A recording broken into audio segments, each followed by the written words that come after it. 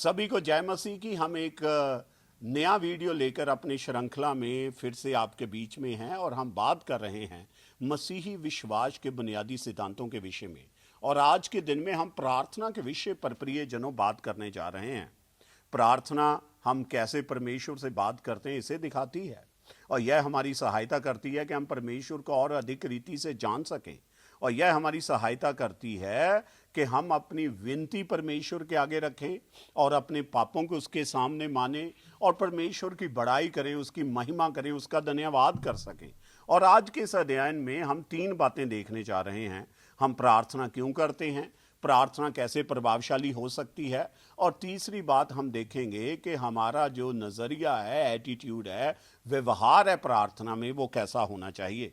तो आइए सबसे पहले हम कारणों की ओर देखते हैं कि हम प्रार्थना क्यों करते हैं। मैं आपको 2 मुख्य कारण देना चाहता हूं कि हम प्रार्थना क्यों करते हैं। सबसे पहला कारण यह है कि जब भी हम प्रार्थना करते हैं, इससे हमारी निर्भरता जो परमेश्वर के ऊपर है, जो हमारा भरोसा उसके ऊपर है, उसमें बढ़ोतरी होती है।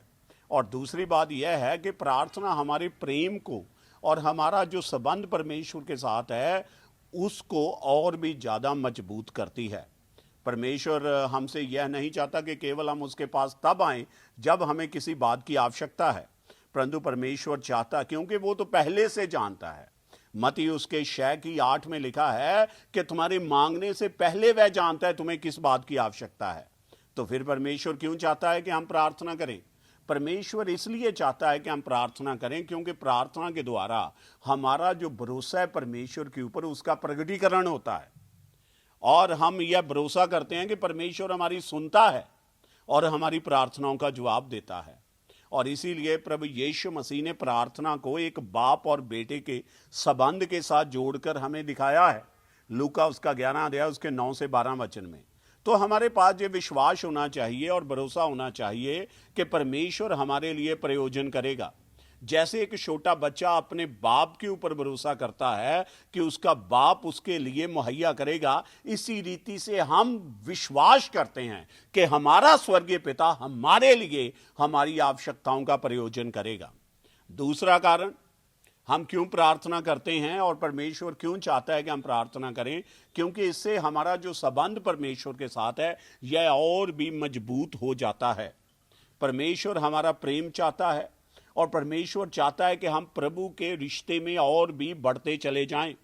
और प्रार्थना हमारे रिश्ते को, हमारे प्रेम को, हमारी परमेश्वर के प्रति जो समझ है उसे और गहरा कर देती है। और इससे अधिक कोई बात नहीं है कि परमेश्वर किसी और बात से प्रसन्न हो, और वह यह बातें जब हमारा प्रेम, हमारी उसके प्रति समझ, हमारा रिश्ता गहरा हो जाता है, इससे परमेश्वर को महिमा मिलती है। यह 2 मुख्य कारण हैं कि हम प्रार्थना करते हैं। आइए अब हम दूसरी बात देखते हैं, हम कैसे प्रभावशाली रीति से प्रार्थना कर सकते हैं। सबसे बड़ी समस्या जो प्रार्थना में है वह यह है कि जब हम प्रार्थना करते हैं तो हमारा पूरा ध्यान प्रार्थना के आउटकम के ऊपर, उसके परिणाम के ऊपर लग जाता है। और जब हम परमेश्वर से कुछ भी मांगते हैं और हमारा मांगने के ऊपर इतना बड़ा ध्यान लग जाता है कि हम उस सौभाग्य को भूल जाते हैं और उसे नजरअंदाज कर देते हैं कि हमारे पास कितनी बड़ी प्रिविलेज है कि हम परमेश्वर के साथ बात कर रहे हैं। आपको पता है परमेश्वर आपकी प्रार्थनाएं क्यों सुनता है? क्योंकि प्रभु यीशु मसीह ने आपके लिए दुख उठाया और वह क्रूस के ऊपर मर गया। इसी के कारण आज हम प्रार्थना कर सकते हैं। और जब भी हम प्रार्थना करते हैं हमारा पूर्ण ध्यान परमेश्वर के ऊपर होना चाहिए, हमारे ऊपर नहीं होना चाहिए। जब भी हम प्रार्थना करते हैं अपना ध्यान परमेश्वर को महिमा देने के ऊपर लगाएं, इस बात के ऊपर ना लगाएं कि मुझे क्या प्राप्त होगा। और इसी के साथ हम तीसरी बात की ओर जाते हैं, हमारा प्रार्थना में व्यवहार क्या होना चाहिए। बाइबल हमें सिखाती है, पहला यूहन्ना उसके 5 अध्याय में, कि हमें परमेश्वर की इच्छा के अनुसार प्रार्थना करनी चाहिए। जब भी हम प्रार्थना करते हैं तो प्रार्थना में परमेश्वर हमसे मांग करता है कि हम नम्र हों। इसका अर्थ है कि हमें परमेश्वर की जो इच्छा है उसके अनुसार प्रार्थना करनी चाहिए।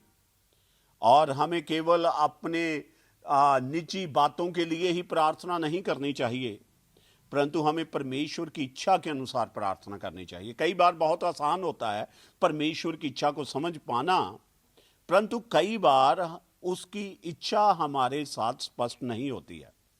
और ऐसे समयों में हम कैसे प्रार्थना करें, मैं आपको 6 बातें बताना चाहता हूं कि आप परमेश्वर की इच्छा के अनुसार कैसे प्रार्थना कर सकते हैं।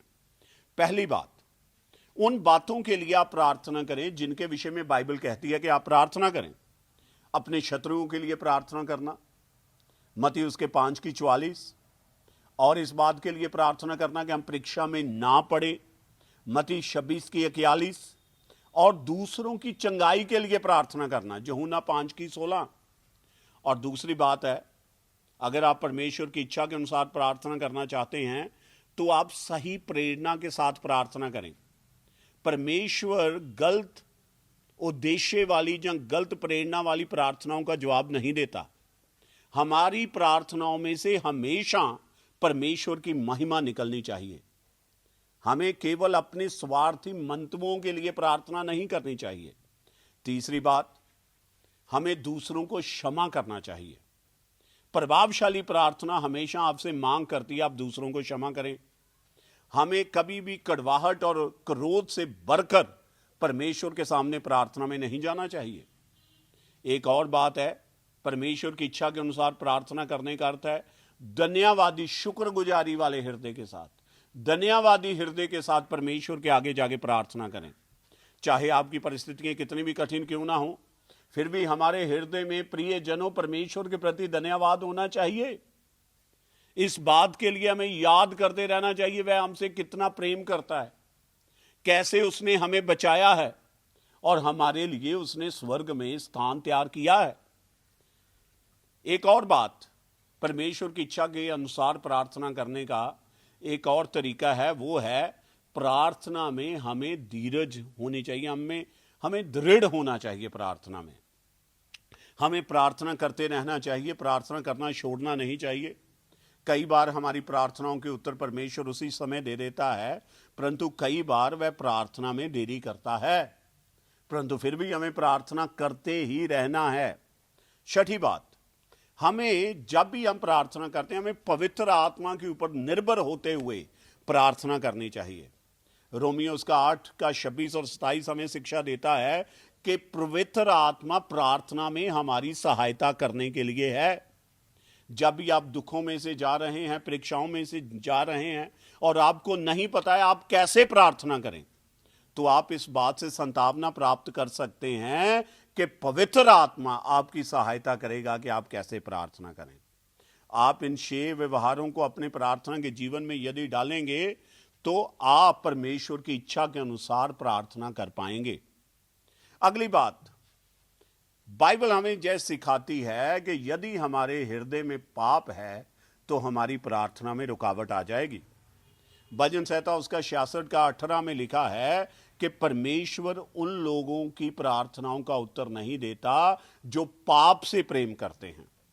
पहला पत्रस के 3 अध्याय में भी बाइबल सिखाती है परमेश्वर धर्मी जन की प्रार्थनाओं के उत्तर देता है, परंतु पापियों, जो लोग बुरा करते हैं, जो दुष्टता के काम करते हैं, परमेश्वर उनकी प्रार्थनाओं के उत्तर नहीं देता है।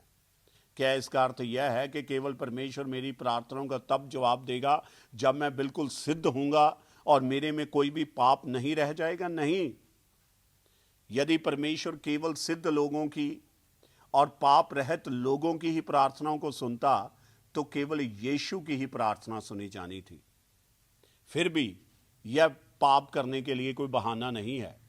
हमें पवित्रता को अपने जीवन में ढूंढना चाहिए और अक्सर ही यह जो मार्ग है पवित्रता का, यह हमें आशीषों के मार्ग के ऊपर ले जाता है। प्रियजनों, जब भी आपसे पाप हो, आप प्रार्थना के वरदान का इस्तेमाल करें परमेश्वर से क्षमा मांगने के लिए। और जब हम परमेश्वर से क्षमा मांगते हैं तो हमारा रिश्ता परमेश्वर के साथ बहाल हो जाता है। और जब हम परमेश्वर के सामने जाकर अपने पापों का अंगीकार करते हैं तो परमेश्वर विश्वास योग्य और धर्मी है कि वह हमें क्षमा करे। तो हमें परमेश्वर से क्षमा मांगनी चाहिए जो पाप हमसे प्रतिदिन हो जाते हैं। अगली बात, प्रार्थना में, व्यवहार में एक और बात है, नम्र होना।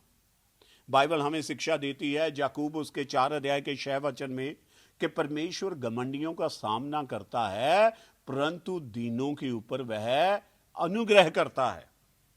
जब भी आप प्रार्थना में परमेश्वर के सामने जाते हैं, हमें बहुत ही नम्र हृदय के साथ उसके सामने जाना चाहिए। हमें घमंड के साथ जाना नहीं चाहिए और हमें परमेश्वर से मांगे नहीं रखनी चाहिए। याद रखें, परमेश्वर ने कभी नहीं कहा कि वो हमारी प्रार्थनाओं का उसी वक्त उत्तर देगा। प्रेरित पौलुस इसकी बहुत बड़ी उदाहरण है। उसने अपनी एक समस्या के लिए परमेश्वर से 3 बार प्रार्थना की, परंतु परमेश्वर ने चुना कि वह पौलुस के उस दुख को दूर नहीं करेगा। इसके स्थान पर परमेश्वर ने उसे कहा कि मेरा अनुग्रह तेरे लिए काफ़ी है, क्योंकि परमेश्वर की शक्ति कमजोरियों में सिद्ध हो जाती है। 2 कुरिन्थियों 12 की 8 से 9। और यह जो प्रार्थनाओं का उत्तर पौलुस को नहीं मिला, इससे जो पौलुस था उसका भरोसा परमेश्वर के ऊपर हताशा से नहीं भर गया, क्योंकि वह जानता था कि सभी बातें परमेश्वर के लोगों के लिए मिलकर भलाई उत्पन्न करती हैं। परमेश्वर ने हमसे वायदा किया है कि वह हमें कभी नहीं छोड़ेगा और कभी नहीं त्यागेगा। और चाहे परिस्थितियां कैसे भी हों, हमें कहना चाहिए, प्रभु मेरा सहायक है, मैं नहीं डरूंगा। मनुष्य मेरा क्या बिगाड़ सकते हैं, इब्रानियों 13 की 6। तो कंक्लूजन में हमने आज इस अध्याय में देखा है कि हमारे लिए प्रार्थना करना बहुत ही महत्वपूर्ण है। जैसे हम परमेश्वर के साथ चलते हैं और प्रार्थना के द्वारा हमारा विश्वास और हमारा भरोसा जो परमेश्वर के ऊपर है, यह और भी गहरा हो जाता है जब हम परमेश्वर के साथ गहरे संबंध में आगे बढ़ते हैं। मैं आशा करता हूं कि आप प्रार्थना के इस यात्रा के ऊपर जाएंगे और आप प्रार्थना करके परमेश्वर के बड़े कामों को देखेंगे। और आप हमारे अगले अध्याय में भी हमारे साथ जुड़ें, जहां पर हम आपको सिखाएंगे कि हम कैसे प्रार्थना कर सकते हैं। कृपया हमारा वीडियो दूसरों के साथ भी जरूर बांटें। प्रभु आपको आशीष दे। जय मसीह की।